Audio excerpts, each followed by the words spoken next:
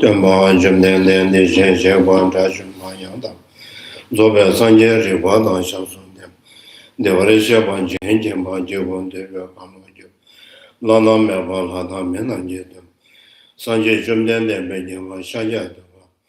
Chasen Roger the Yasu Shewan Dharma Jumden. The Shen Wan Dashum Mayanda was over San Rivadan Shasun them and the Varisha. Jiden Jimba Jibon de Vapanojo Lana Tada Menanje the Masanje Jumden. Beja Washaja the Bama Chasen or Chudder Jansuch. The Ma Jumden and the Shisha one Dachum Mayanda. Zobe Sanje Ribada Shasun the Mandevership. Jidin Jamba Jibon de Hano Jivanana. Tada Menanje the Masanje Jumden. Beja Washaja the Bama Chasen or Chudder Jansuch.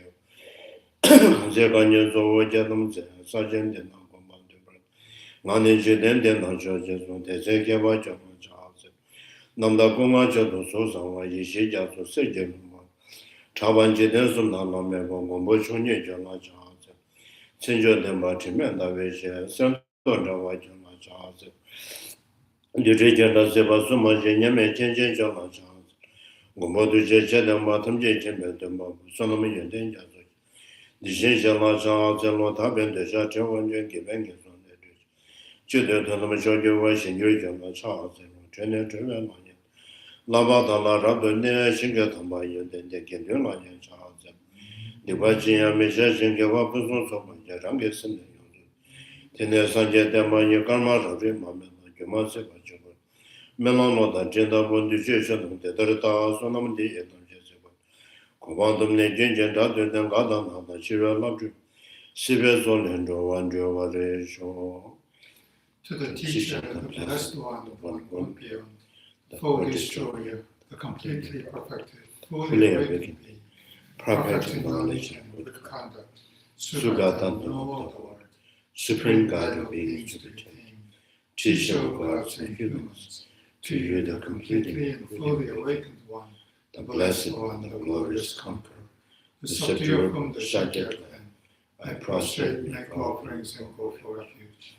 To the teacher, the blessed one, the one gone beyond, the full destroyer, the completely perfected, fully awakened being, perfect in knowledge and good conduct, Sugata, no other word, supreme guide of beings to attain, teacher of gods and humans, to you the completely and fully awakened one, the blessed one, the glorious conqueror, the subduer from the Shakya land, I prostrate, make offerings, and go for refuge.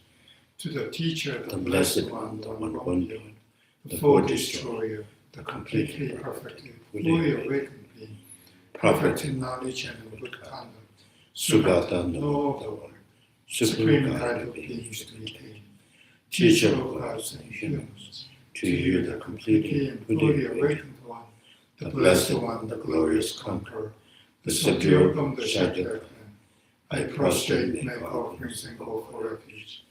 When on supreme among humans you were born on this earth, you placed out 7 strides and said, I am supreme in this world. To you who are wise then I prostrate. With pure bodies, forms supremely pure, wisdom motion like golden mountain, fame that blazes in the 3 worlds, win out the best, to you I prostrate. With the supreme signs, face like spotless moon, color like gold, to you I prostrate. You are immaculate, the 3 worlds are not, incomparably wise one, to you I prostrate. The Savior having great compassion, the Teacher having all understanding, the field of merit with qualities like a vast ocean, to you the one gone to dustness I prostrate. The purity which makes one free from attachment, the virtue which frees one from the lower realms, the one path, the sublime pure reality, to the Dharma which pacifies I prostrate. Those who are liberated and also show the path to liberation, the holy field qualified with realizations, who are devoted to the moral precepts, to you the sublime community intending virtue I prostrate. Do not commit any non-virtuous actions, perform only perfect virtuous actions. Subdue your mind thoroughly. This is the teaching of the Buddha.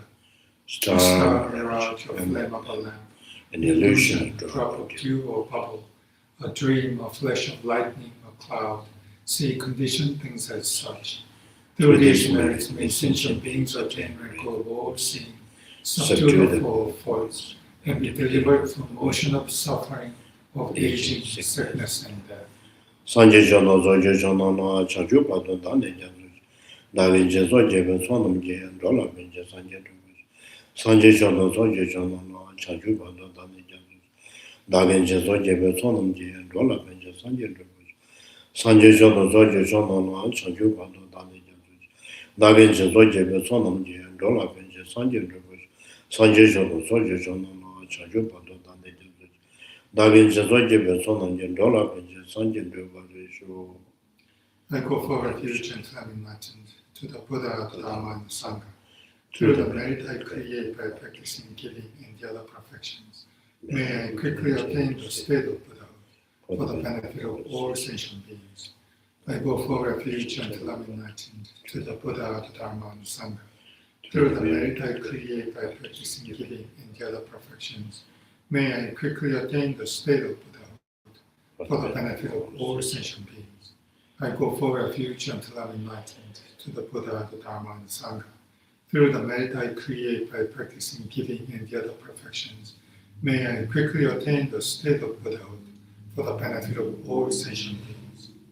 Tamje jimbala cha zolon de da sanje jumde de ande de dishin shema da juma yanda ma zo be sanje re ba da jo de ra je ba je den jamba ju won de ba kan ju ba na na me ba ba dam de na je de sanje jumde de so dishin shema de na sonam da be ju de ma ge ve za wa na ma ju me zo subera do je ma sonam je de ra nam je je be je so bo na je de ba chen nam je ma do je ju re ma do ma to na me de ma me ba te be me ba na na mo bra ka she re si je me da ba to na ma 심자담 제주담 바 전주 선반담 제야고 파베 가서는 제고 냥년는 데고 총전은 로와는 제 대배 28도 메고 뽑아 선진 메고 소남라도 야니 고제다 좀 메고 구소만 메고 바담에 마고 소다게 녀와 마고 소메바다 마도 노엘라 넘버 2 봉보다라 넘버 2 컴나다 메데 바 제자노만다 바나 시베죠 용선도와달라 넘버 2 시발레 좀 추월하게 바 이시 용선도 데바 마죠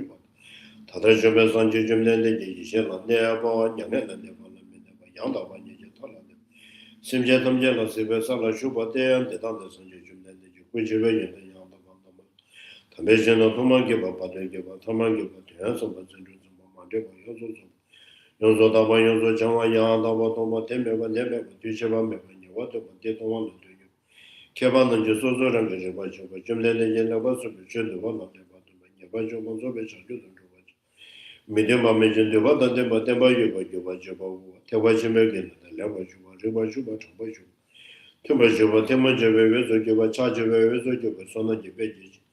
Yes, on Joan Jimenda, so you go Kundo and Jimenda, so you go Chimbo.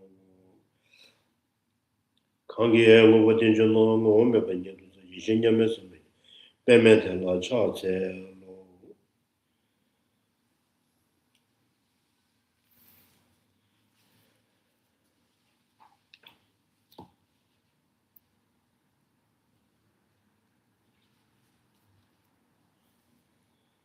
So last time here,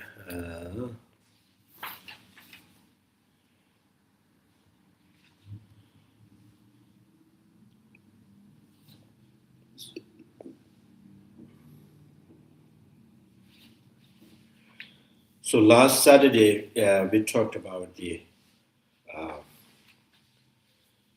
in this text, letter to friend by Nagarjuna, stanzas number 4, 6 things there are the Buddha have explained, and all their virtues you must keep in mind: the Buddha, the Dharma, the Sangha, the bounteous act, and moral law, and God each one recall. 6 things to remember. So that's, So this is the very, very important parts from the beginning. 6 things to remember: Buddha, Dharma, and Sangha, and the practice of generosity, and the moral ethic, and each your own chosen deity, recall them every day, or 3 times a day, or 6 times a day. So that's very important one. And then when you find the leisure time, when you find, oh, today's I'm, day off. So early morning, you wake up like 5:30, around 6, and decorate all shrine room and offer flowers and the waters to the Buddha. Then, do the refuge formula 3 times. I go for refuge to the Buddha, Dharma, and Sangha. So 3 times. And then you just kind of, follow these 8 branches.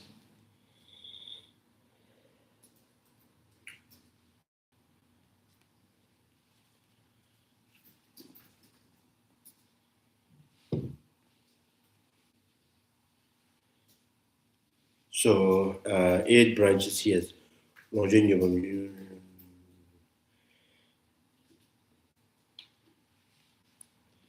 Like with body, speech, and mind, always rely on wholesome deeds, the tenfold virtuous path, avoiding liquor at all costs.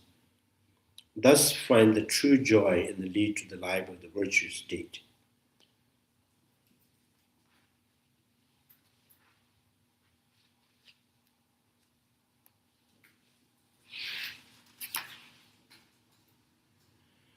So that's the. So in this text, number 4, remembering the 6 things, keep in mind all the time. And then standards number 10, after you've done 3 times reciting refuge formula in the early morning, and then you take the vows, say, standards number 10 says, eschew, right? All harms, don't steal, don't make love, and kind of sexual, act, and then lie, abstain from drink, ultimately greed for food, indulging in the high bet, and singing too. Refrain from dancing, all adornment shuns. So not killing, so you take the vows, and not stealing, not sexually,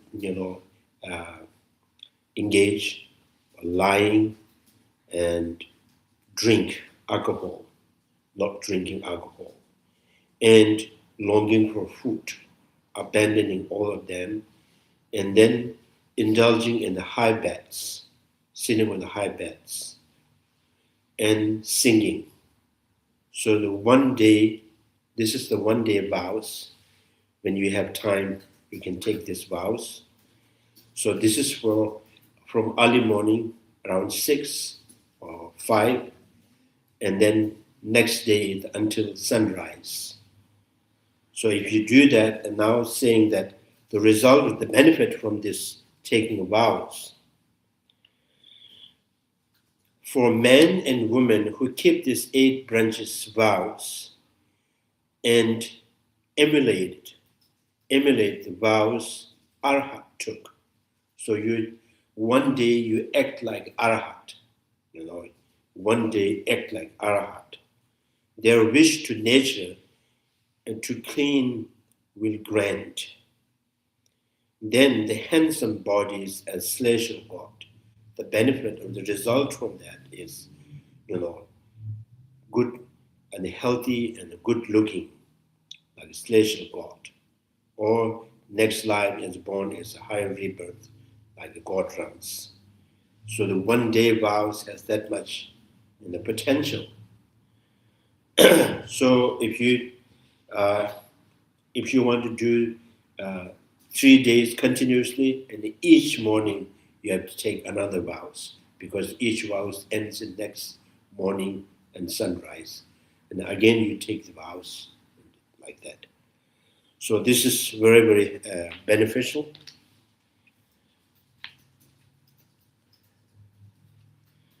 So then back to the stanzas number 14.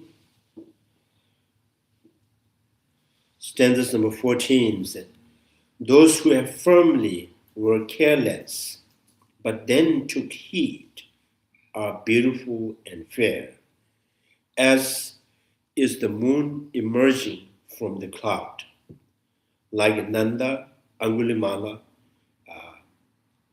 Darshaka, and Udayana. So now they're saying that, is it possible someone who has, done so many bad things, can they be changed? And yes, says, yes, of course. Like Nanda, Angulimala, Dashaka, and Udayanas. So Nanda is the one, I think Buddha Shakyamuni is cousin, maybe, yeah. He has so much attached to his wife, and Buddha kind of, there was a story that Nanda, he has so much faith and devotion to the Buddha, but he never wanted to be a monk. He has, because so much attached to his wife or some. I think at that time not a wife, sometimes his girlfriend or something. So when he visited the Buddha, and the Buddha, suddenly the Buddha says, "Now you stay here, become a monk," and he could not really refuse that, and he followed the Buddhas, but he kept thinking, he was. So he eventually become the great noble being. And the Angulimalas, even the Angulimalas, Angulimala, he has, he killed so many people, 999 people, human being, but still, at the end, he kind of abandoned all the negativities and again, noble path within this life. And the Dashaka, I'm not sure this. Udayana is the one who kind of commits the killing his mother, and the whole village has abandoned him. And so then he went to another place. He built the monasteries and let all the monks stay in the monastery, and he served the monastery whole life. And within that life, and because of his constant effort and trying to meditate and understand, and he gained the concentration and the wisdom and abandoning all the negativities, purified, and then he attained noble path within this life.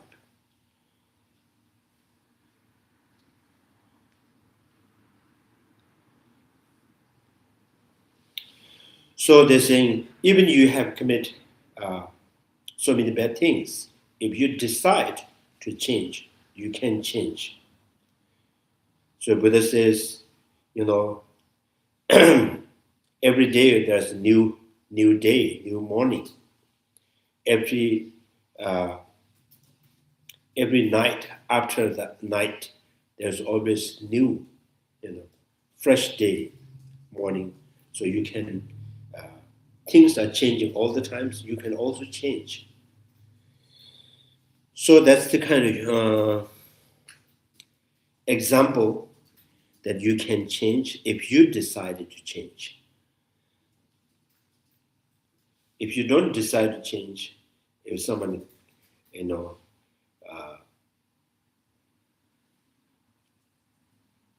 even the Buddha kind of, is helpless to change you if you don't decide. There's one of the attendants before the Ananda, the attendants of the Buddha. His mind is so negative. He remained as attendant for so many years with the Buddha, but he says, I have spent so many years with Buddha. I have never seen any one single good qualities. So, so that's possible, If your eyes with the cataract, you can see clearly, So that's the now standards number 15 saying that the qualities of the patience is hard to practice. The patience knows no peer, right? Is uncomparable. The virtue is uncomparable.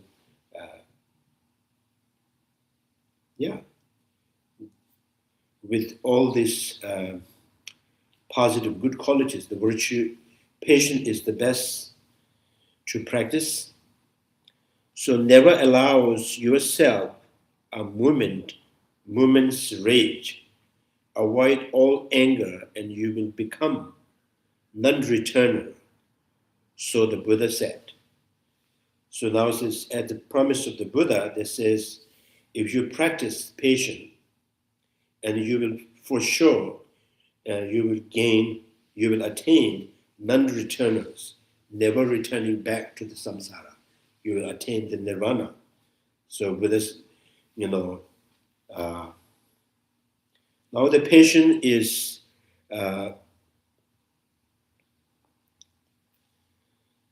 so I think here one of the definitions, the patient is never allows yourself a moment's the rage.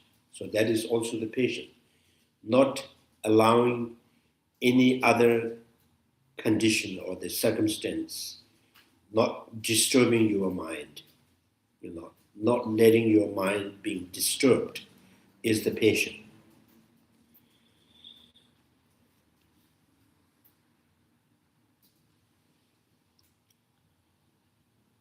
So, not letting your mind to be disturbed or not letting your mind to be disappointed, not letting your mind to be feel guilty, not letting your mind to be confused. So this is called forbearance. So if you are able to do that, you successfully, you're not letting your mind to be confused and doubt and angry is the patient. And then in the mundane perspective, so even they consider is the patience, even there is anger in your mind, but not acted out is also considered to be patient.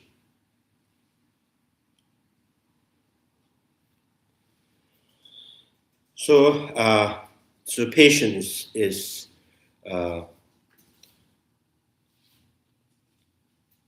one of the most important part of the practice. And number 16 says, now the question, I think here is number 15 is the relation, 16. And how does anger arises? How does disappointment, the guilt feeling,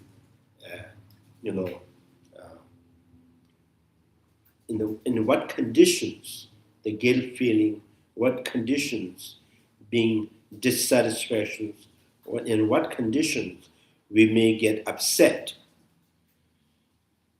So then you have to avoid those conditions. What are those conditions? Thinking he abused me, he struck me, he defeated me, and all my money too, he has, how's that, purloined. Like, he conned me, he took my money, he robbed me. So, something, maybe it had happened in the past, and keep thinking, going back to the past again and again, is the one of the cause to, to bring this kind of dissatisfactions and disappointment and sad. If something not happen, but keep thinking it may happen, or it might happen, or it will be happening, this kind of thinking, something is going to harm me, something is, something had harmed me, something is harming me, something will be or might be might be harm me in the future, or someone has, has harm to my relatives. Someone is harming my relatives. Something may harm to my relatives in the future, or someone is going to benefit, had benefit to my enemy. Someone is benefiting to my enemy. Someone will, might going to happen or benefit to my enemy in the futures. This kind of circling in mind, and keep thinking again and again. So these are the causes, these are the conditions which sustain the kind of dissatisfactions. They sustain the dissatisfaction, unhappy, insecure, constantly, remain in mind and brings the impatience.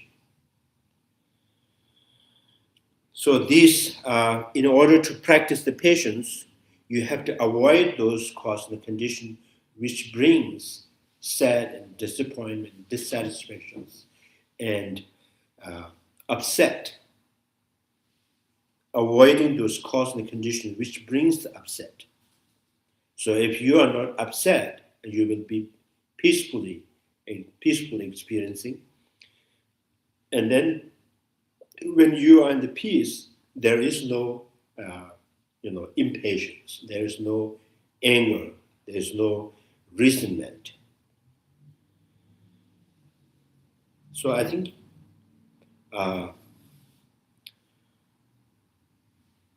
Mahayana practice, compassion in the Bodhicitta is to bring satisfaction, joy in the mind. If you continuously have joy and peace in mind, and the less the negative things, negative emotions, less the negative emotional, less the negative actions. So you have to find a way to bring peace in mind or joy in mind.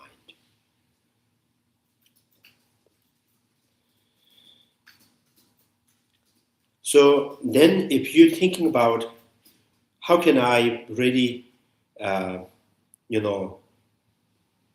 can I bring peace, joy, satisfaction in the mind? Number 17 saying, understand your thought to be like figures drawn on the water, sand soil, curved in stone. Of these, for 10 thoughts, the first, like I said, tainted thoughts, the first, the best. While when you long for Dharma is the last. So now it's saying that how can I keep my mind to be peaceful? So then it says, when you get angry and when you shout out, and after that, don't think about that again and again. Once you're done, that's done. So I forgot. So something that you're drawn, you're drawn on the water, and right away it disappears. When you shout and when you did something bad, and then right after that, don't keep thinking about what you have done. So just forget about, try to forget, try to erase that bad things, that instant, right? Instant. And so the standard thoughts, the first, the best, If not, like it's in the drawing on the sandy soil, So it will gradually, disappears. When you draw something on the sand, the wind or the water, it will gradually, erase that. So which means try not to keep the negative things that happen with you. And then when you do the good things, and then you have to remember again and again that you have done. This is like something curved on stone, not forgetting what you have done, good things. Any kind of practice of Dharma or any kind of positive activities, once you have done, and keep rejoicing. This is I have done.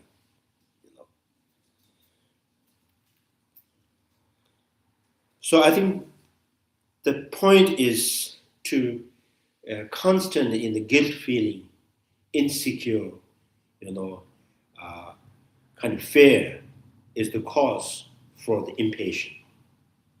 So in order to, kind of, in order for to prevent those guilt feeling and fear, and then says anything bad things that you have done or something happened to you, and just forget it. If you've done something good, and again think about that. I have done that. I have to do it again. So this all is going to benefit to the mind to be more peace, more comfortable. So there's a joy and peace. So joy and peace is the kind of the ground foundation for all the positive qualities. If you are not in peace, if you're not in calm, and it is almost impossible to think positively.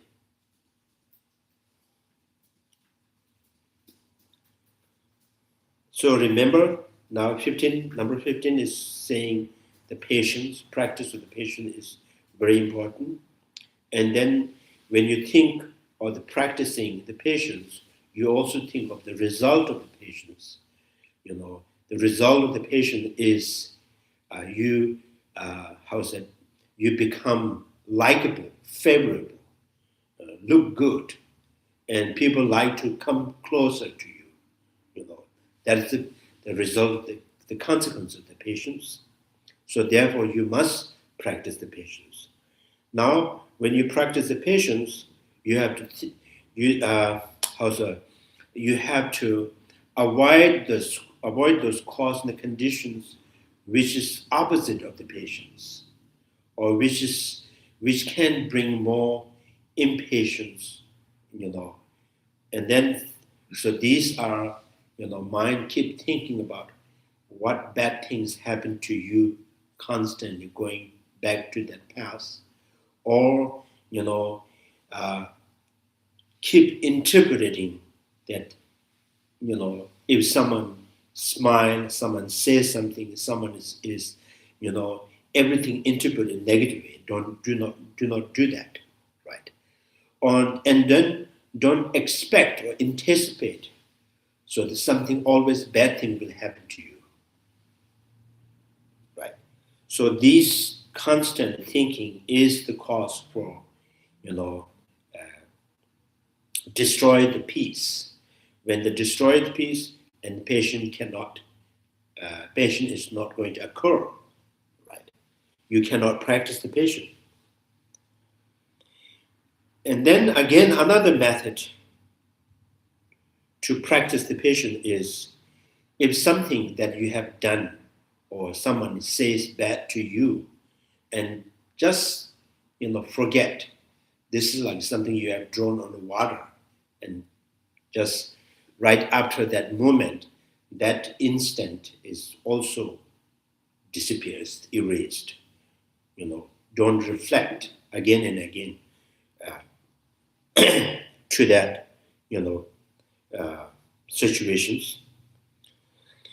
And then if you have done something good, and then keep, constantly remembering that this is what I have done, I should do it more and more. All the positives rejoice, negative erase in the mind. So that's the way of keeping the peace in mind. So then I'm saying now the point is guilt feeling and insecure is the two that is destroys the peace. So the peace is the foundation to practice the patience, and the peace is the ground that grows all the good qualities.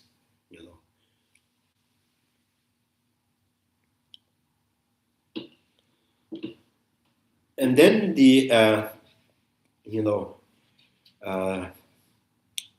so that being said, now the condition, causing the condition for impatient, and causing the condition for the patient. So impatient is causing the condition keep thinking about negative things. Patience, causing the condition for the patient is keep the calm and the peace in the mind. And then about when what else you can do to sustain the peace in the mind. So number 18 is talking about when you say or do things. Number 18, three kinds of speech.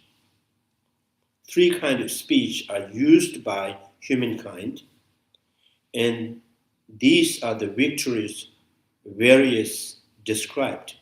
Virtuous Buddha had described variously. And then first speech is like a honey, sweet, soft, kind talking, kind speech. And second is like a flower, the true, be honest, right? Saying truth. So, and then the third, like filth, improper speech, divisive talk, or harsh speech.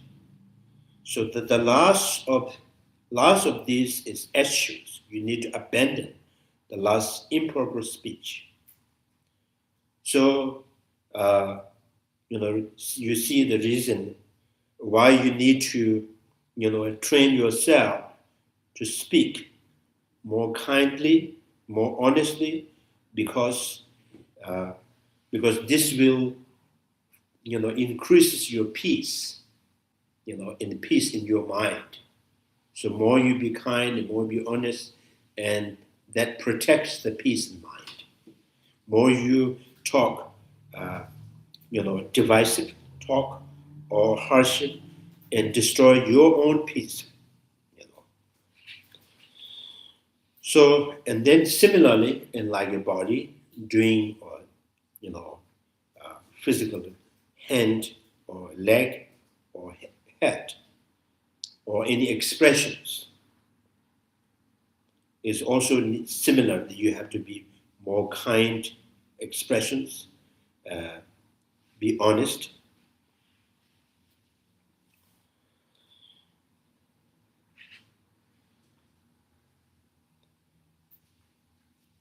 So that's the number 18.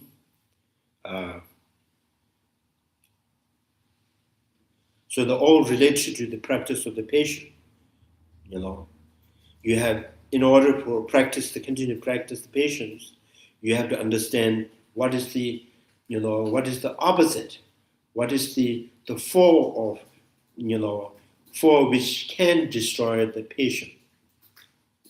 And then he says the, condition that destroy the peace in the mind. The peace is the cause for the patience. And to continuously sustain that peace, you have to be kind and honest. And number 19, now they're saying that generally in the people, in the human being, humankind, animal, and just in sentient being in general, and how some sentient beings, some human beings, like some there are who goes from light to light, and the positive to continues the positive, right?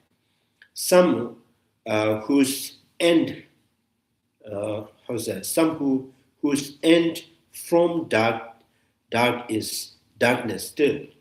So someone who's negative, the continues negative. Two things. One positive continues positive, one continues the negative. While some light to dark, some from the beginning is positive and then turn into negative. Then dark to light, and some from the beginning is negative and then they turn into the positive. So dark to light end up. Thus four of these be as the first. You have to try to be the first. Positive to continue is the positive. So negative to positive is okay, it's good, but still the best is the positive to continue is the positive.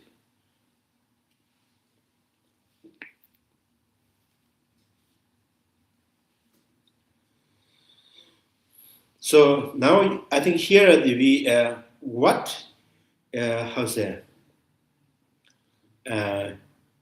condition human being can be positive to continuously, in the positive way or positive life, positive to the positive, So then it says constantly, practicing patience, generosity, and compassion. Or you can say by remembering the 6 things all the time, Buddha, Dharma, and the Sangha, generosity, moral ethics, and constantly recall to your own chosen deities. So that can sustain human being positive to continuous positive.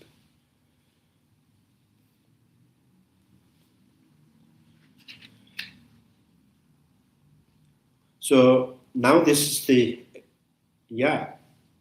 very, very Nagarjuna's letter to his friend. Now he was saying, when you meet with people, so,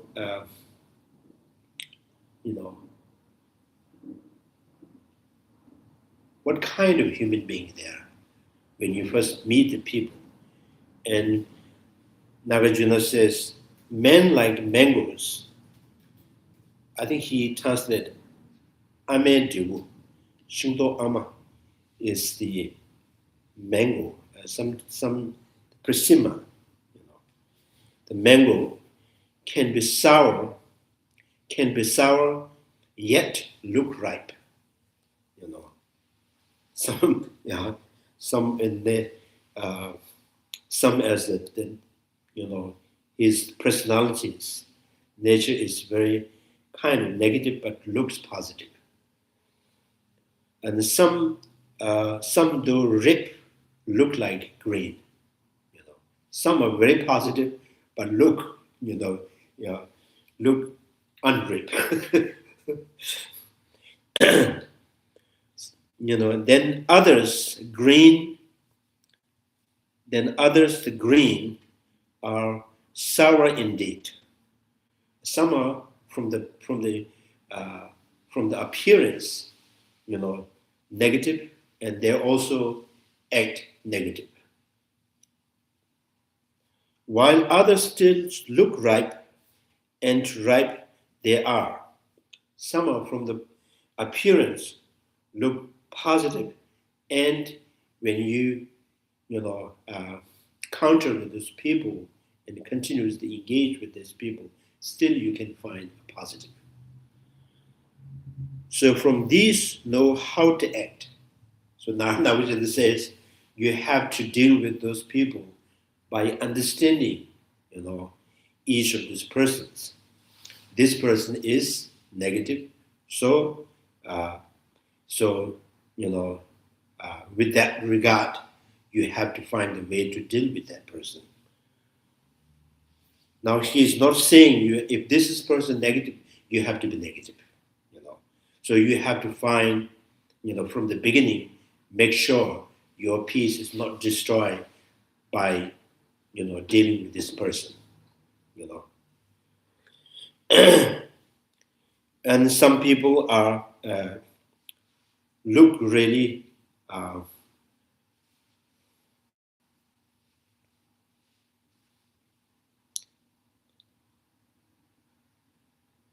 some people are looks not that good person, but when you meet, when you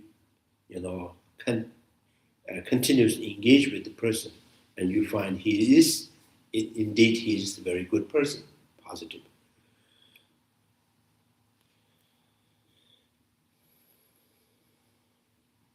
So this is like a human being like mangoes.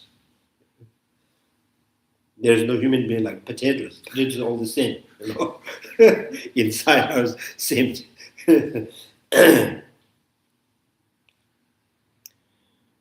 And then the number 20 is talking about how to maintain or your peace in mind when you meet with person, when the people who are negative inside, outside. Sometimes people inside positive looks negative.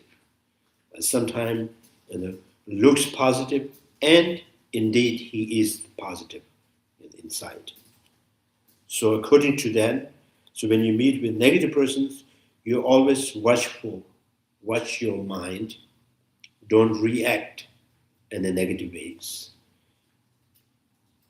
If you react in a negative way, like other person, if you mimic, other person, negative person, and you will destroy your own peace.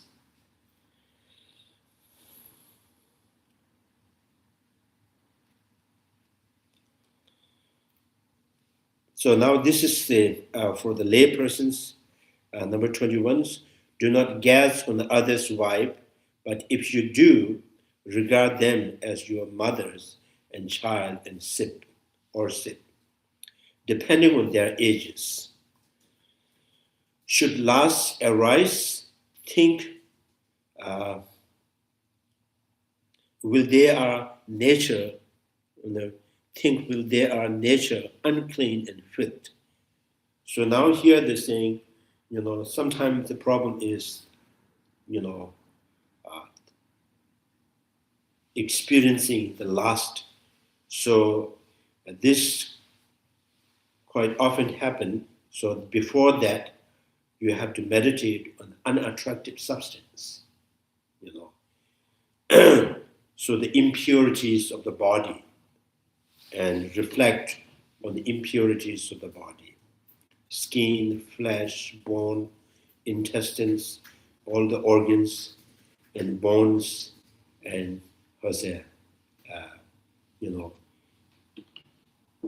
think about this unattractive substance of the body.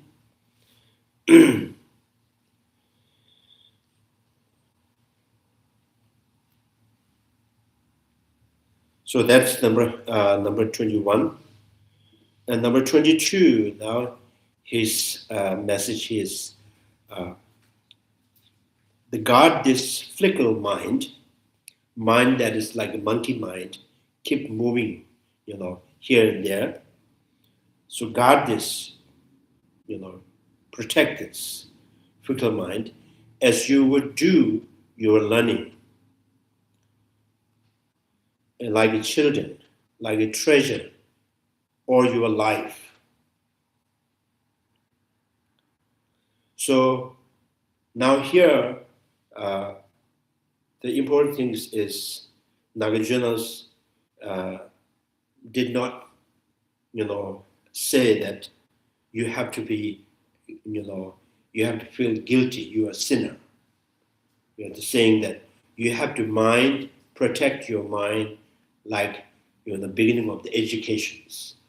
You go to kindergarten, you study alphabet, and you say, oh, now I understand, I know the alphabet, now I should study the grammars. When you study the grammar, and I should study more and more, like engineering and like doctors, you cherish that knowledge and try to, enhance that knowledge. So in this way, you should treat your mind like your knowledge, your study. And then sometime you should also treat your mind like a children. You cannot force your mind to believe in something, to do something, but forcefully, because children always, against, when you are forced. So mind will always do the opposite things. If you force them, you have to, bring the reason to convince the mind to do something, to think something positively. You have to treat your mind like your own children. So, and then as a practitioners, as a follower of the Buddha, and particularly my inner practitioners, you should treat your mind like a treasure. This is the mind, if you don't tempt your mind, if you, don't subdue your mind, this mind will, propel you in hell realm and hungry ghosts and animals, like committing the crime, become a criminal. If you tempt your mind, if you take care of your mind, if you protect your mind, this mind is the treasure that brings the omniscient to make you Buddha. So the mind is like a treasure that you know.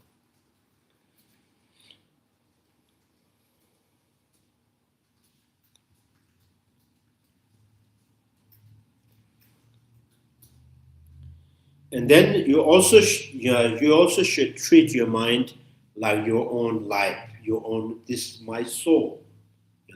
I am. I am no different with this mind. When this mind is negative, I am negative. When this mind, is dirty, I am dirty. When this mind is pure, I am pure. So I am no different with this mind. When your body is, not clean and not, dusty. When your body is dusty, when your clothes is, the clothes that you wear is torn down, but your mind is pure, and you are pure. You are rich. You are, respectable. So your mind is, you are no different from the mind. You are the mind. Mind is the one that eats, smell, listens, knowing, and all the mind. So this is, treating your mind as your own life.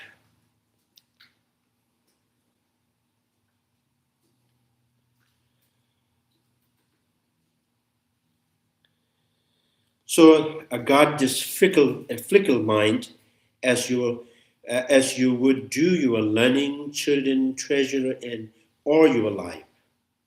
So then the now question is, how do your mind get untamed? How do mind get wild? And then says the mind get wild from pleasure, attached to the pleasure, craving for pleasure. So renounce all sensual pleasure as if it were a viper, poisons, weapons, foe, or fire. So craving for any kind of pleasures is like a poison snake. It is like a poison. It is like a weapon that destroys. It is like a fire that that destroys anything that you have built. So the craving for pleasure is the foe, viper, poisons. So this pleasure, craving for pleasure, is going to spoil your mind. So your enemy of the mind is your like treasure, children, your knowledge, your life. And if this is your children, what can spoil your children? What can in what condition? What kind of condition that can ruin your children is the craving for pleasure. So this is what Nagarjuna said: renounce all sensual pleasures, as if it were a viper, the poison's weapon, foe, or the fire.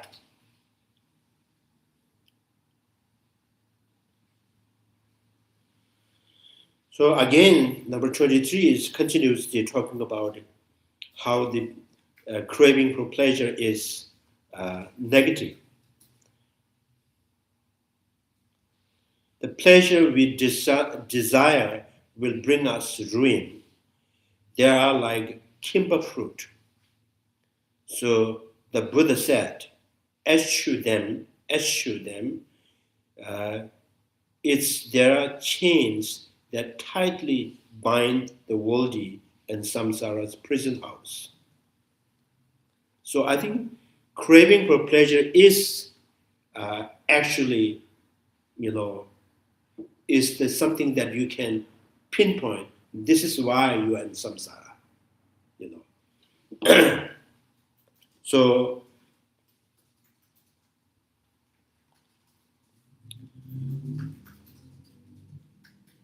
So something that directly or something that is very obviously that tied up in samsara, not letting go, from the suffering to the peace, is the craving for pleasure. So pleasure is, from the beginning, it's because it is the pleasure.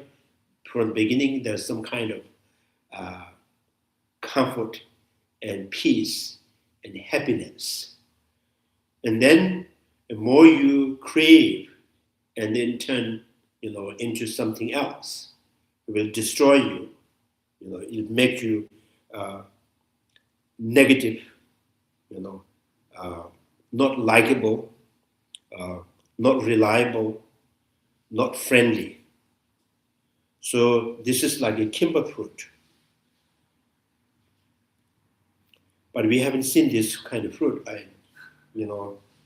So in the Vinaya text, Buddhist, and one of the texts is mentioned kimber fruit, all the time.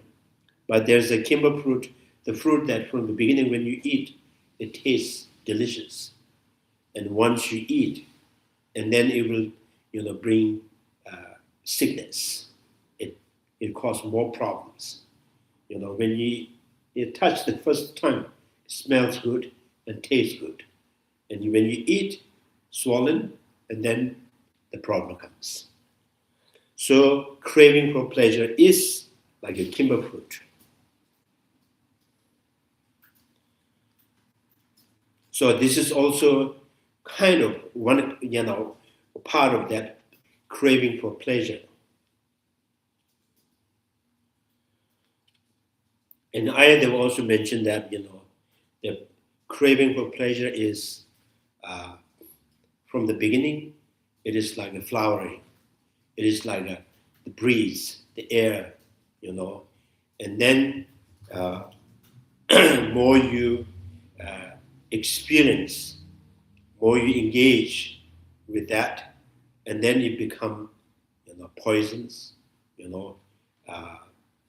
like almost like hell. So from the beginning, so this is like kimber fruit.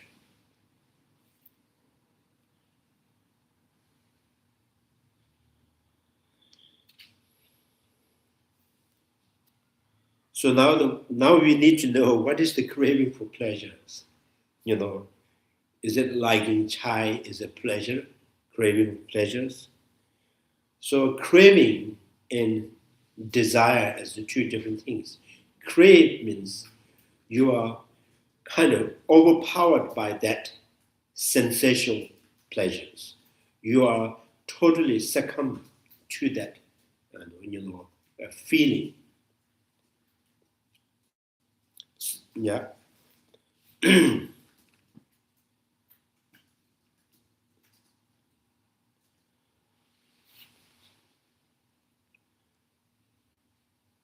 Maybe like, so the animals, they, 24 hours they eat,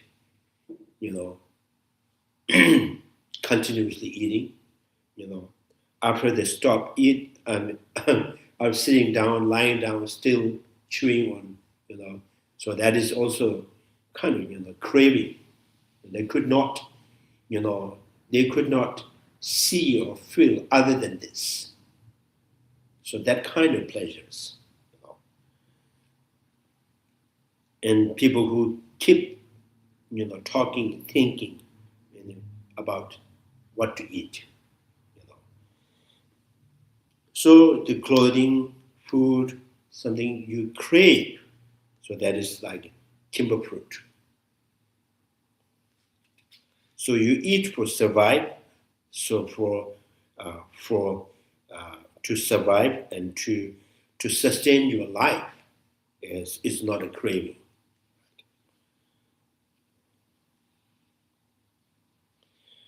So this is something that craving for pleasure is something that directly you can, obviously everybody can see. This is why, this is the condition that tied up in samsara. So if this is not loosened up, this is not, relief, and there is no nirvana. So nirvana, there's no peace.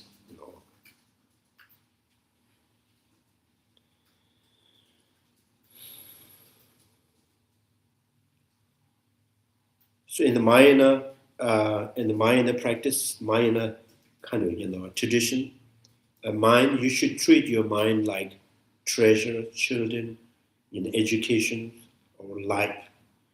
And similarly, Mahayana traditions, they also kind of emphasize on do not bring any harm to your body too. You should take care of the body like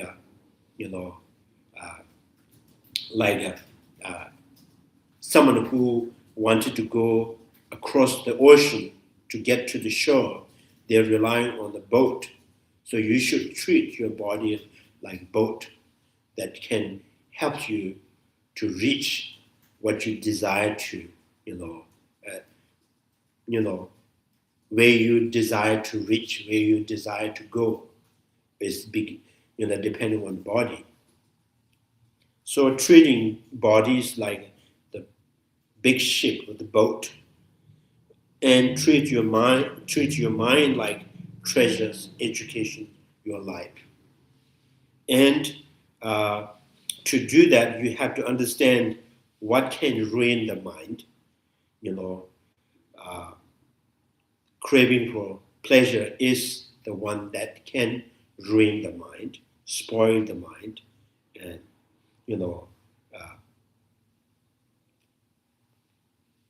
it can change the mind to wild mind. So then the number 23 is saying this is like a kimber fruit. It smells good, tastes good, but it's harmful.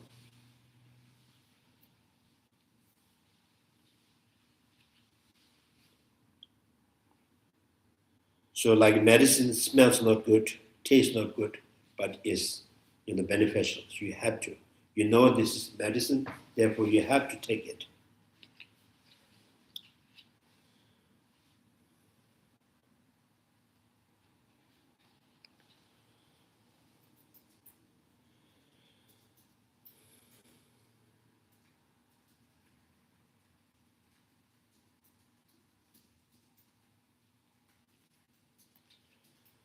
So now another, so number 24 is talking about, again, it's the same thing. How do you really cherish your mind? How do you really treat your mind like a treasure in your own life? So mother who cherish and taking care of or protecting their children, from any negative things, any harmful things. So, and one way is your mind can be contaminated or defiled, obscured, because if you do not careful when you see things, when you hear things, when you smell, when you eat, when you touch, feel.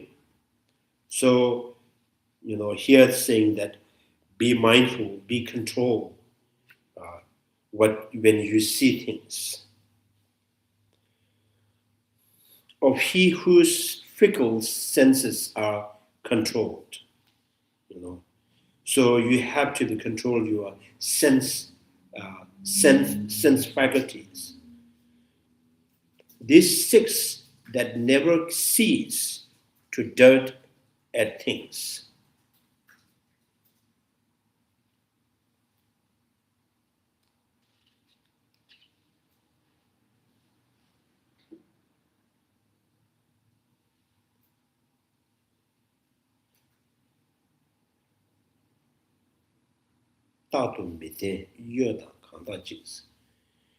Things. And he who's fought and conquered many foes. The first is truly brave. The wise have said. The wise have said. So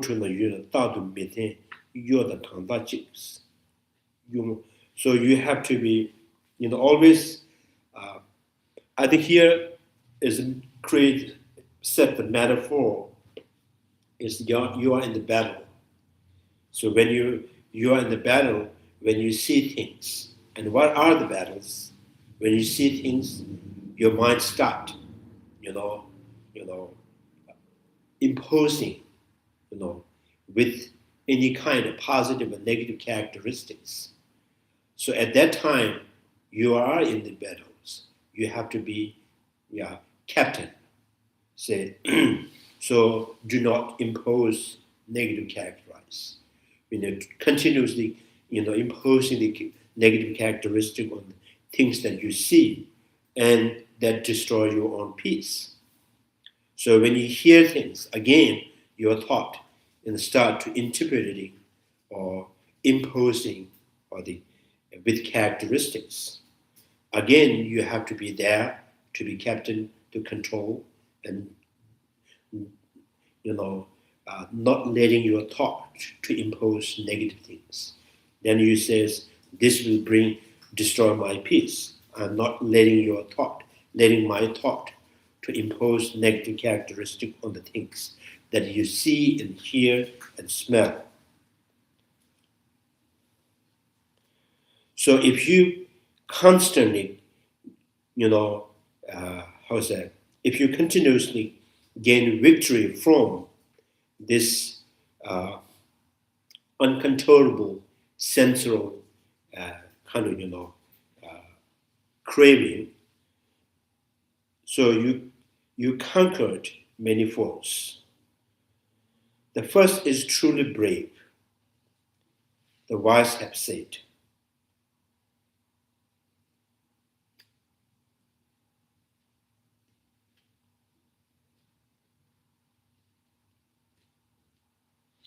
So, Mañjugosha, yeah. So, one who controls the sensual experiences, sensual, uh, perceptions, uh, or the emotional that with, is sensual perceptions. One who control that. So then Nagarjuna says, this is what I think is the first, the true brave. So now is saying that, this is the brave and one who is uncontrollably, fighting for the sense of perceptions. These are not brave. So maybe it's kind of like stupid.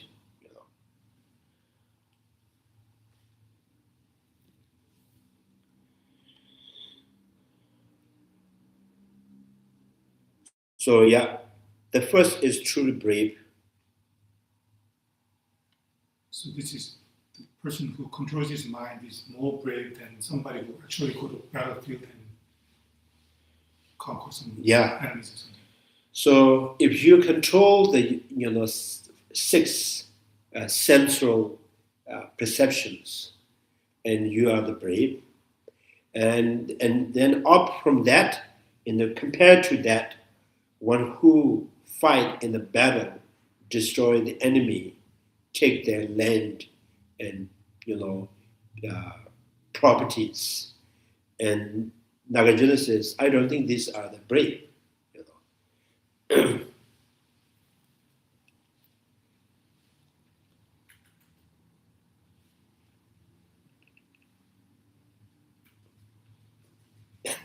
Sometimes we feel like those soldiers who go under the order, they go destroy it and take their properties back. So when they come back home, they still have to pay the bills, electricities, gas bills, and the property tax. So they're still not enough. So I don't think they are very smart and wise people. So when they fight, when they steal things, when they get things from others, they think they're excited and show the braveness.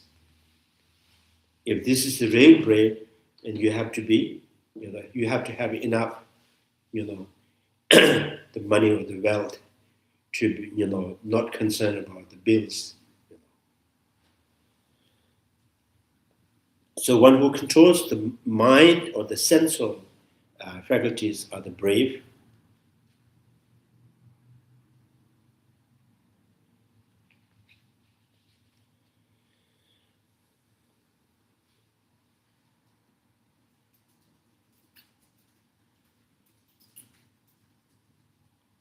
Yeah, sometimes if the Buddha is the fourth destroyer, so that we are also in the battlefield, fighting with foes. The foes are the negative emotions, misconceptions, 6 root afflictive emotions, 20 secondary delusions,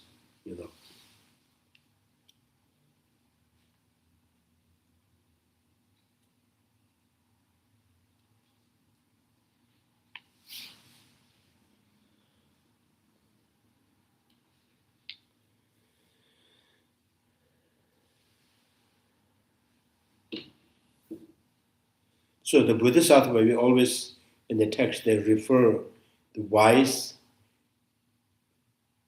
and the courageous, Bodhisattvas, very brave, the courageous and wise. So they are brave because they have, they have to protect their mind from all kind of defilements or disturbance or distractions. So therefore they are brave. So they are wise, they could successfully finding the path, constantly meditating and finding the peace in peace, They're always from the peace to the peace, endless peace. So therefore, they are wise.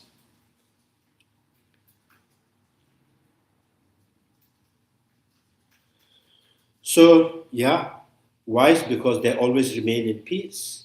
Brave because they're always being successfully, destroying, defeating negative emotions.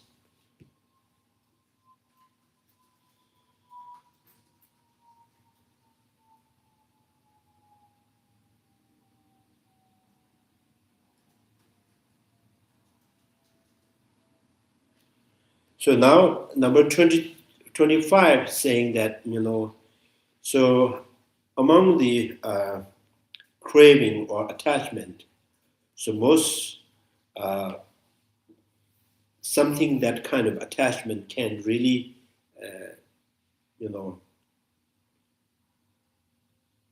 shake the mind. What attachment? Attachment to food, attachment to smell, attachment to see, attachment to hearing the music, and which attachment has more power that can, destroy or disturb the mind. And then so this attachment, one kind of attachment that can really, powerfully destroy or kind of, distract the mind is the lust. So you have to practice to antidote for the lust, reduce the lust. So then here the 25 is regard as a young girl's body on its own, its smell so foul, right? Foul, and opens nines a pot of the filth.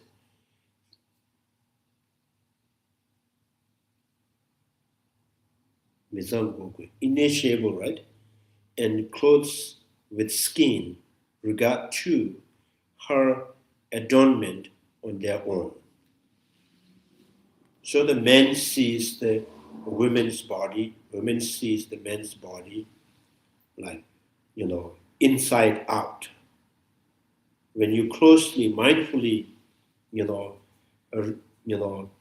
thinking about inside out of the body, and you always find is, how's that?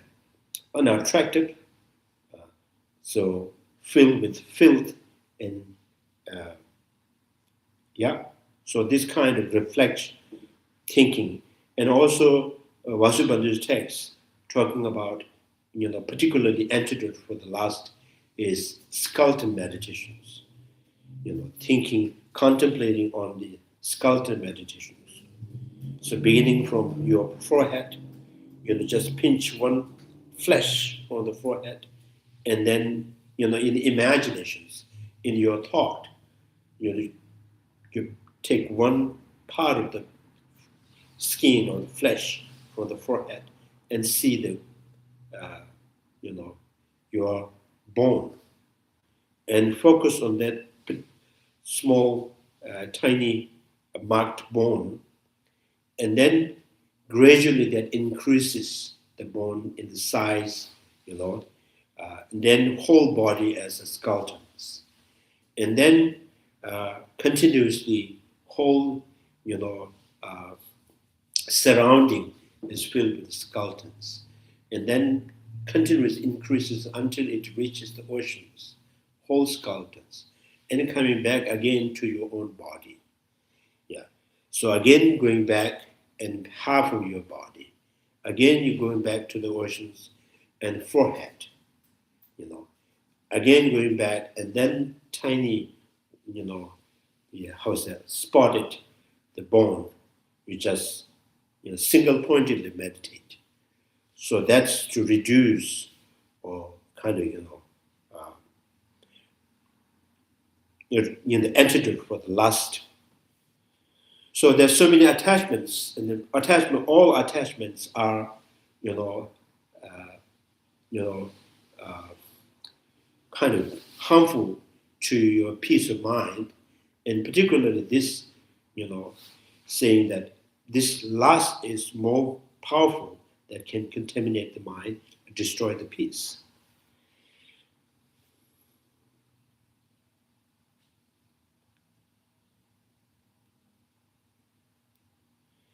And then again says that this is the antidote for the lust. And then the number 26, again talking about same from the beginning, saying that craving for sensation. And this is also, lust is also part of the craving for the sensational, and craving the sensational from the things that you see and hear and smell and taste and touch.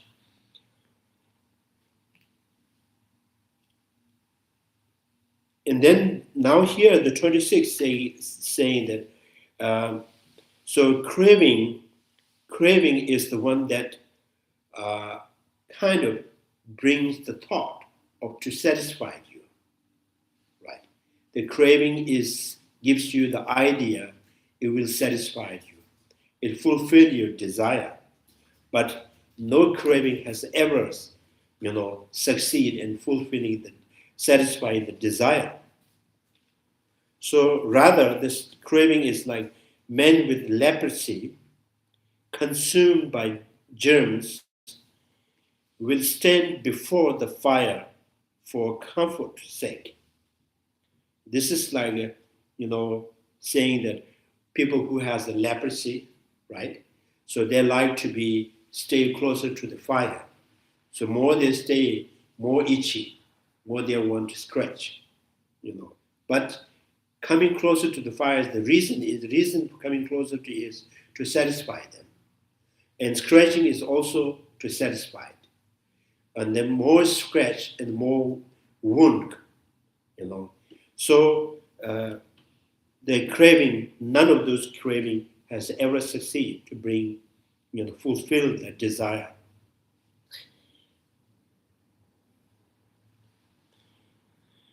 Yeah, so comfort's sake, but still find no relief. So more you eat, more you, see, so there is no, there's no end. There's no, but still no relief. There's no relief. So now the same is true. Same is true for those attached to the pleasure they desires.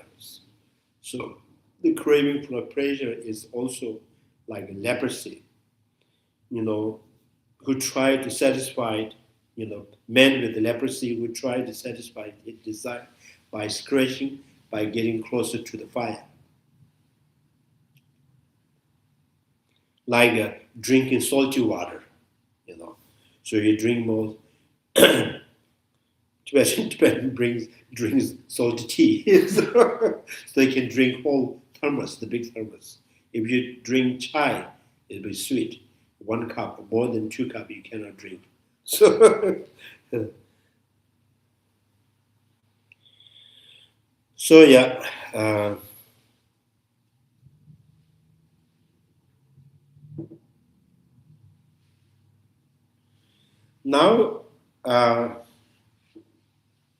Now the question is, yes, now we understand that Nagarjuna's taught us remembering the 6 things, Buddha, Dharma, and Sangha's practice of generosities, and moral disciplines, and the recall, constantly your own deities, and practice the patience, and, understands the opposite, negative side of that, what kind of, what is the opposite side of the patience, how the, which conditions that can brings disturbance and distractions, destroy the peace, and then mention those negative side, and the benefit of the practice of the patience, and what is that thing, the nature of that craving of pleasures, and how many of those, and then he also mentioned that, and then says these all craving for pleasures has never always failed to fulfill your desire. So therefore, there is no essence, there is no meaning, being, controlled or being overpowered by, craving or sensation. So now question is, we want to know from one practice, I don't have to reflect all of this, by one practice, overcome all the negativities, So this kind of questions ask Nagarjunas, right? I want to know one practice that can help bring all the good qualities, that can all destroy all the bad things. And number 27 says, in order that you see the absolute gets used to truly understanding things, no other practice is there such as this, possessed of the special virtues such as this. So understanding emptiness, the dependent originations, is, there is no other practice is there such as this. So there is no such special virtues such as this. So if you try to understand everything, every phenomenon is relatively exist, which means no intrinsic in each of the phenomena. There is no intrinsic property at all. Everything is relatively existing. Therefore, everything that you understood is like a dream-like, illusion-like. So that kind of understanding is, once you generate the knowledge of that in mind, then you don't have to apply in each the antidote to each of the negative things. So this one wisdom will do everything,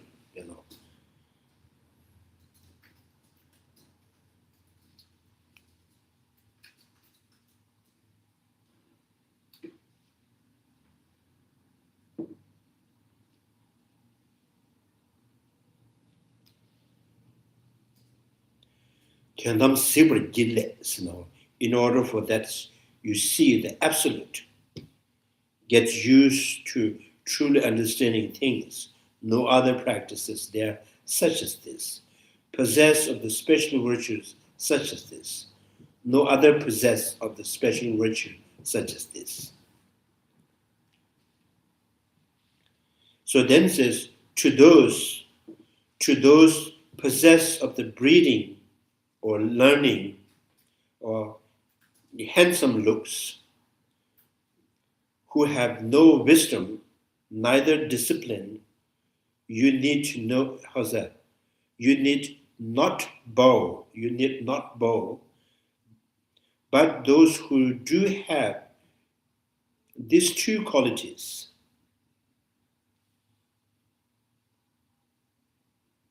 though lacking other virtues, you should revere.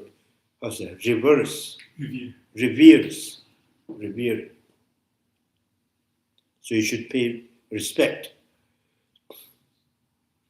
So now saying that someone who has this understanding of the wisdom, and following this view,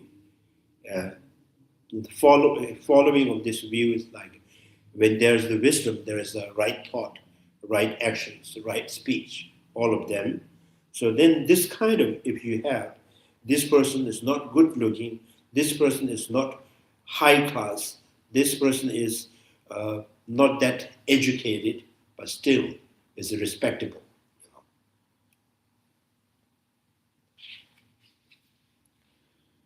So if the wisdom with and all these good qualities, then they butter on the steak.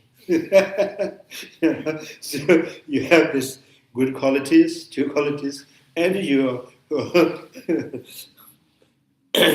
possess the breathing, the learning, the enhancement, and everything. So, yeah. In Tibetan, we use Shabzogala Marzos. You know, the butter of the steak is very. So,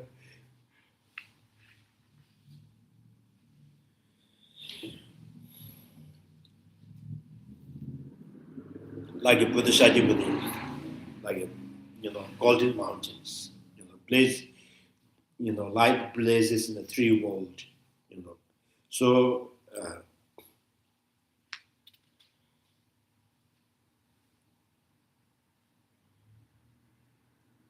so again, this wisdom is to, to continually sustain the peace in the mind. The peace is most essential in this practice. The peace is the essence or kind of the main thing that each and every sentient beings, whoever has the mind, naturally seeking peace. Everybody want to be happy. So if the peace is most essential, most kind of desirable, most needed to the mind, and you have to do anything to protect, to sustain, to increase that peace. So for that, and you have to do, purifications, avoiding negative thinkings, negative actions, and then remembering the Buddha, Dharma, and the Sangha's practice of generosities, and constantly recalling your own deities.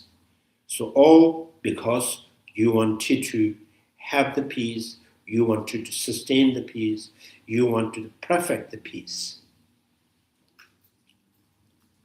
So it's all about the peace. If someone who has this kind of sustainable, reliable, kind of stable peace in the mind, if the person is not good looking, he is the, reveres the person who should be respectable. And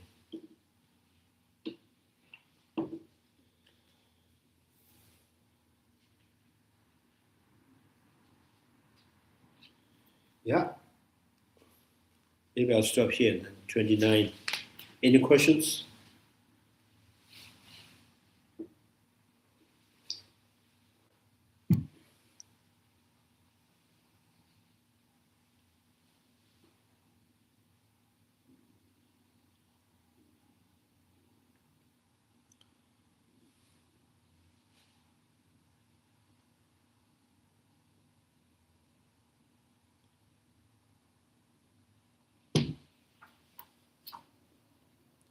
So Dharma is all about the peace, if there is no peace, you have to bring the peace. When there is a peace, you have to sustain, you have to protect peace. You have to increases that peace limitlessly.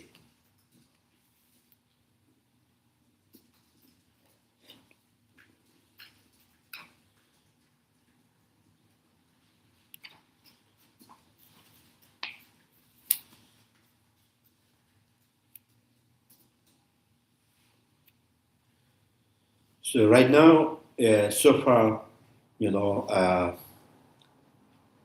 what this from the stanzas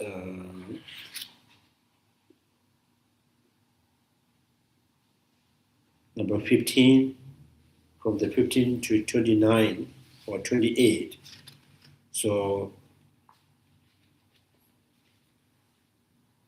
So far, on kind of what is mentioned, the opposite of that peace is craving for the pleasurable, sensational pleasurable. It did not really explicitly mention about the misconceptions, all the other negative emotions. So right now, because Nagarjuna is giving advice to his friend as a layperson, and he kind of maybe kind of this message is focused on one particular how to say emotional which can destroy the peace.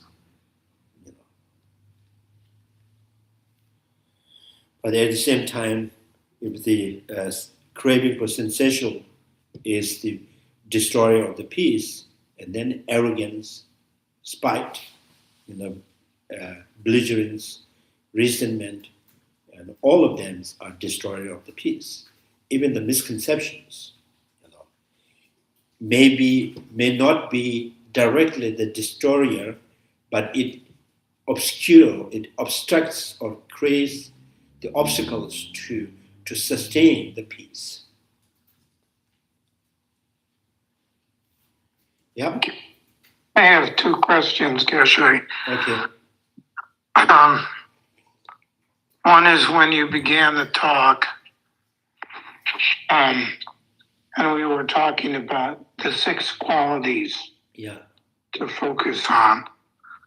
And the last of them, of course, it's probably a very bad translation. And you alluded to it, that the last of the 6 was gods.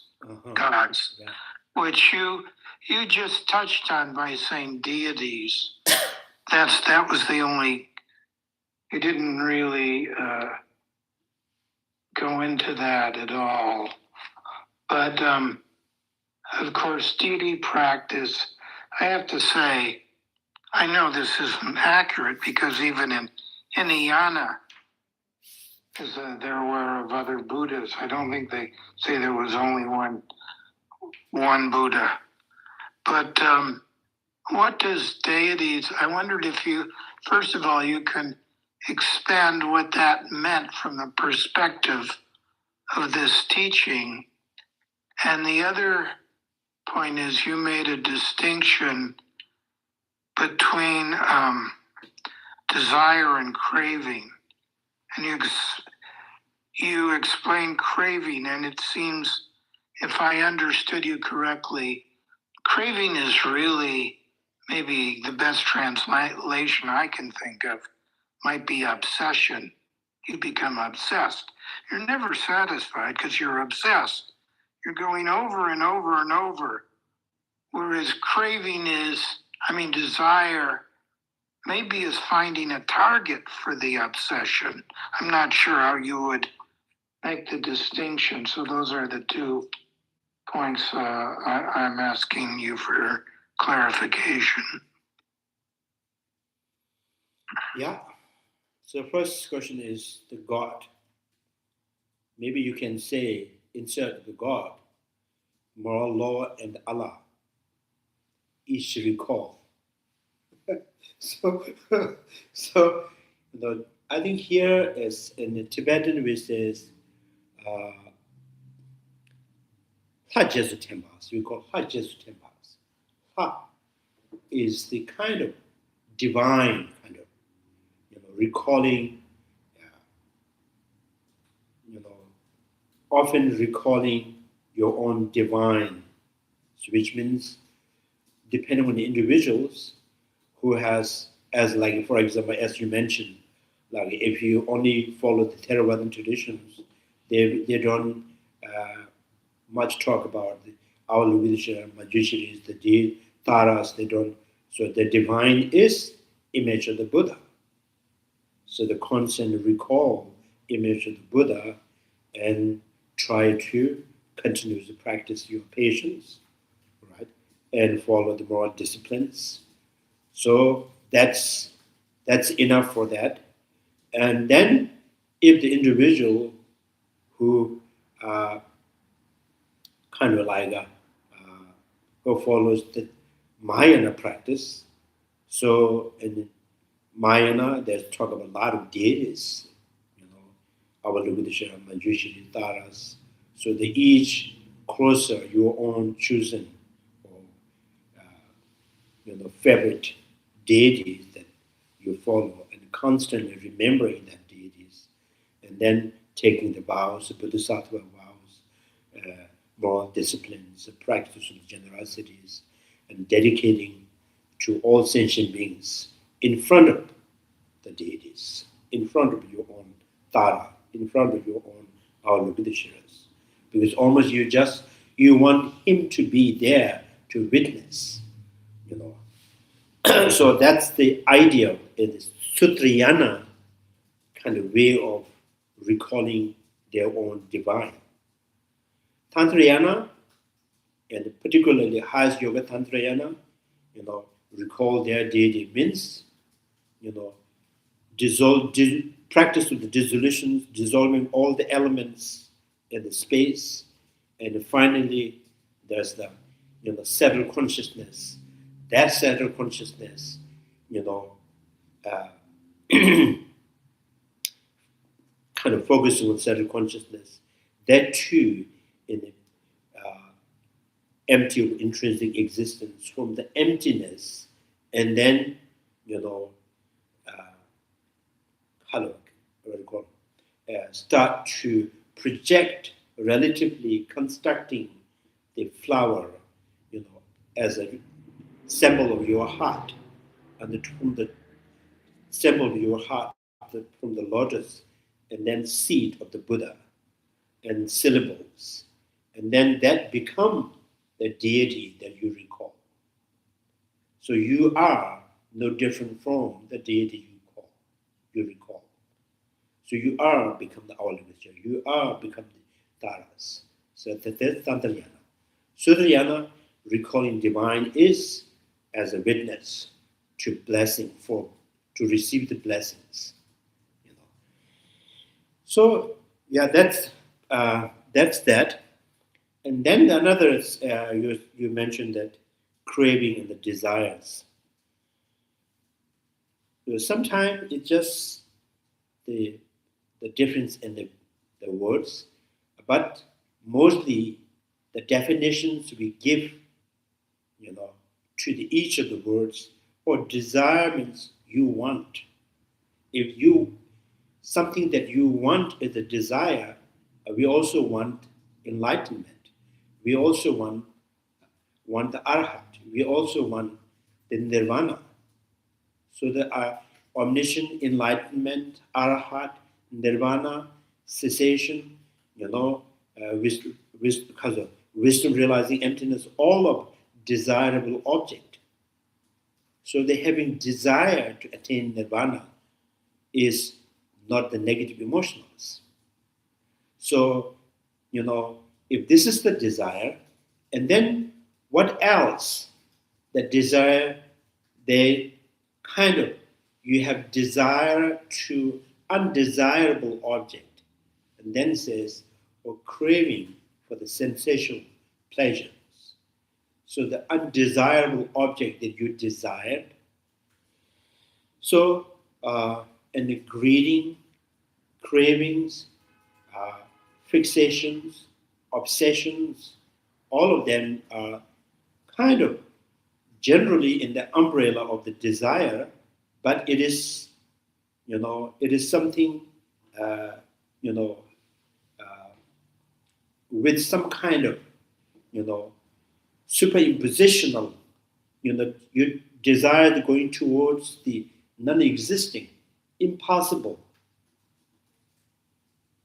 The craving is desire, want to be happy, more peaceful, but going after the impossible things. So if you desire to enlightenment, desire to gain knowledge of wisdom, desire to generate the compassion and bodhicitta, it is possible. And there is from the beginning, right from the beginning, there is positive. At the end, there's positive. If you desire for satisfy yourself by eating, by, you know, by expecting more praise to yourself again and again, it is impossible. So I think that's why we say craving is always negative. You know, obsessions is always negative. Fixation is always negative. So just by desire is not necessary to be a negative. If there, if there is no desire, there is no goal, there's no achievement. Well, I think fixation, as you kind of said, it's not always negative.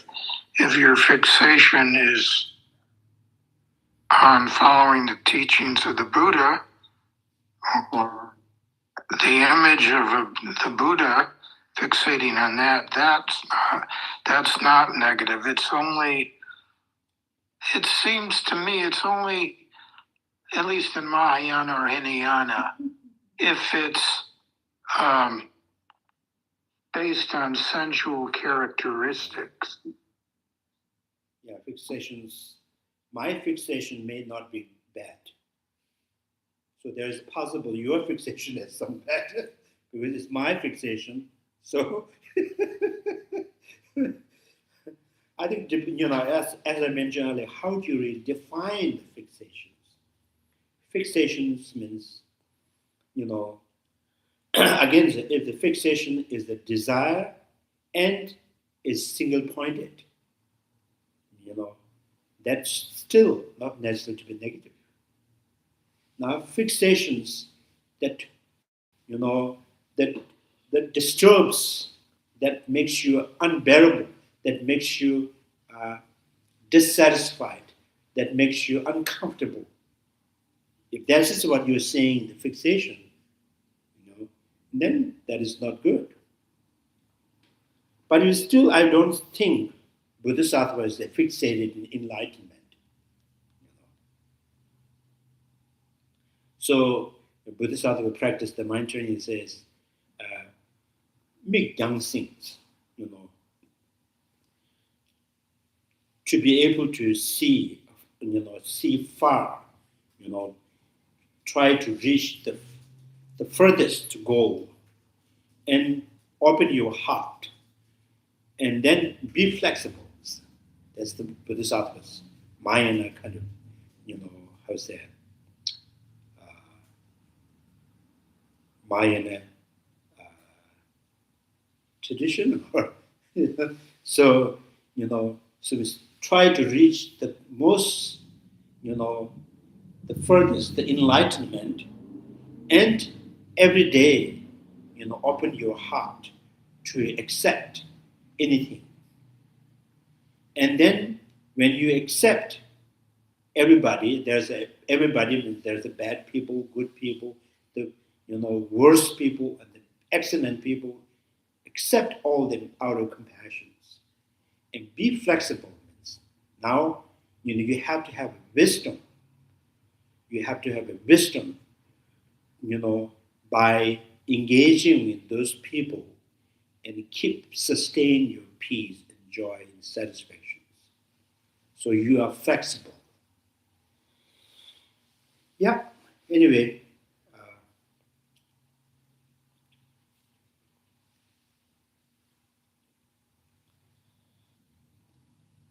So in the English translation, yes, there says God. Yeah. And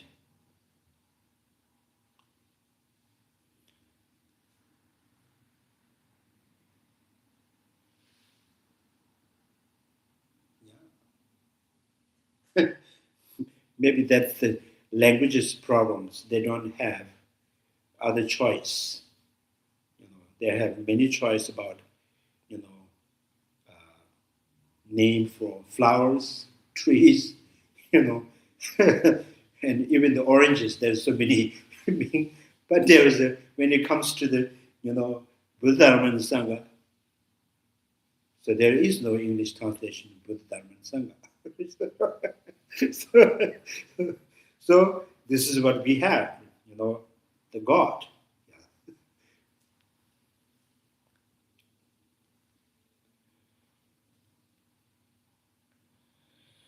So I think, this is Nagarjuna's very, very, how to say, very practical, very, not difficult. So the advice to his friend, a layperson, 6 things: patience, and taking vows, the 1 day vows, once a week, once a month, once a year. And the day that you took the vows, and there's no need too many ceremony. You don't have Lama to come, to guide you, to lead the ceremony. You can do by yourself. You're in your house. You just early morning, you wake up, you just decorate, clean up all the shrine rooms, and then take shower, clean clothes, dressed well, and then do 3 times prostrations and kneel down, and then say the 3 times, refuge formula, recite 3 times, and then that day, from the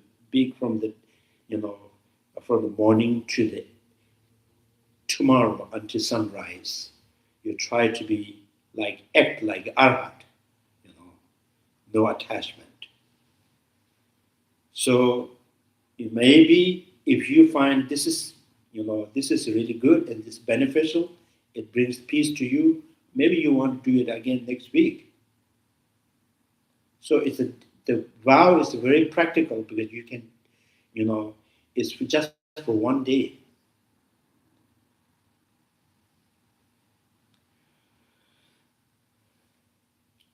So the 1 day you act like arhat. Now, and then the important thing is Nagarjuna's,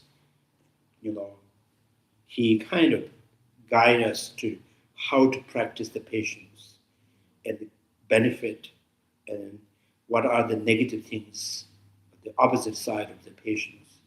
How can you treat your mind? So there are many, sometimes, you say, oh, first think about guilt and then regret about that and apply the antidotes. So Nagarjuna says there's nothing, it's not talking about you have to feel guilty. You just erase things that you have done bad, like you're drawn on the water. And things that important to remembering is, good things that you have done, good things that you are doing. So you keep in your mind clean all the negatives, just forgotten, positives, keep,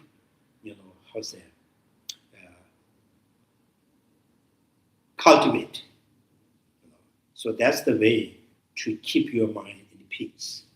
If you keep regretting, and then there's kind of something, something that you feel uncomfortable, the dissatisfactions.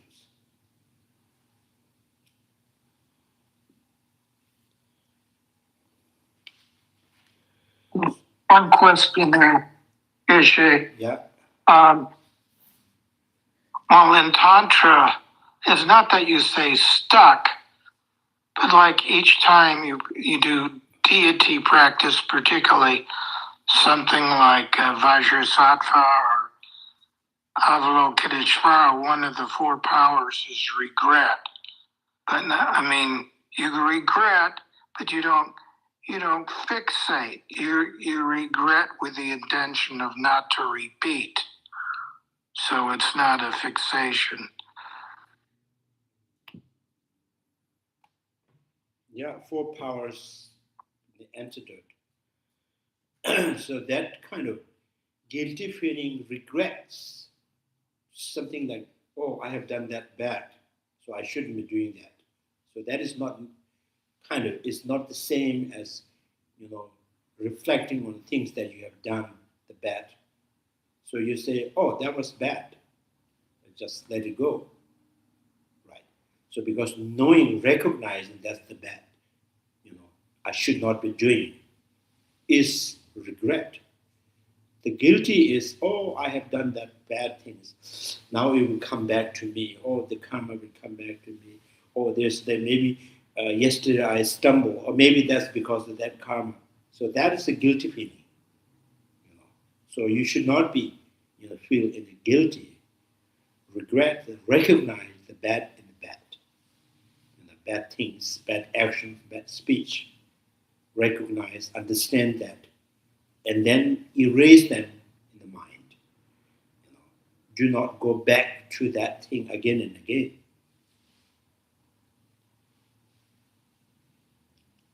Yeah, sometimes you do that, like you say something bad and keep thinking about that, and how, then say, oh, I've done that last year. I said it to person. Now how he acted to me, how was his thinking towards me. You keep thinking about this. There's no meaning. So every day there's morning. That's a new. It's a start. Every day is the new year, new day. So the important thing is in what condition you can, grow the peace of mind. In what condition you can protect and sustain that peace of mind. That is the most important.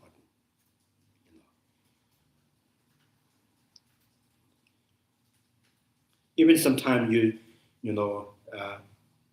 even sometimes you think this is the positive or good practice, but it's turned out to be bringing more disturbance, regrets, it's kind of start to, losing your peace of mind may not be beneficial in the kind of practice. So I think happy, yide bashis, mindfulness is yide, yide is sometimes mental joy, or I think, joy. Is there any possible joy in the sensual? In the sensual is no joy, right? I don't know. Yide is mental joy. So try to find a way to bring the joy in the mind and sustain and protect that joy is mind practice.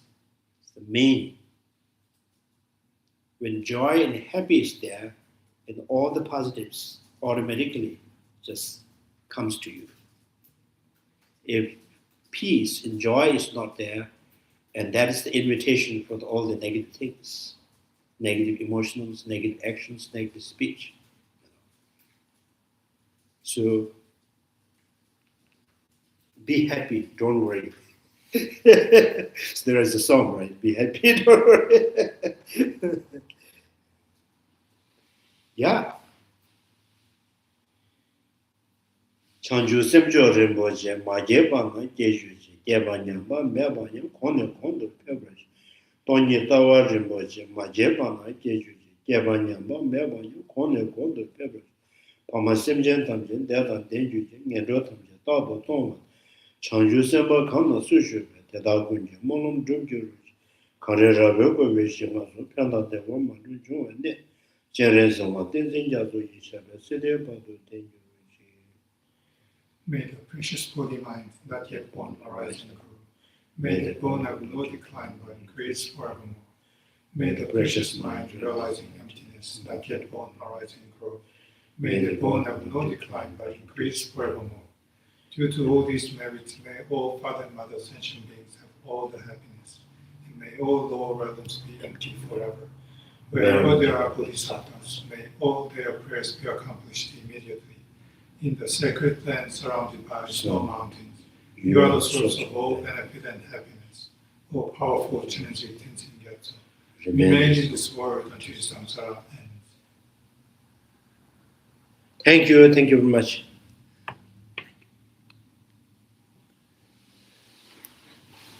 Thank you.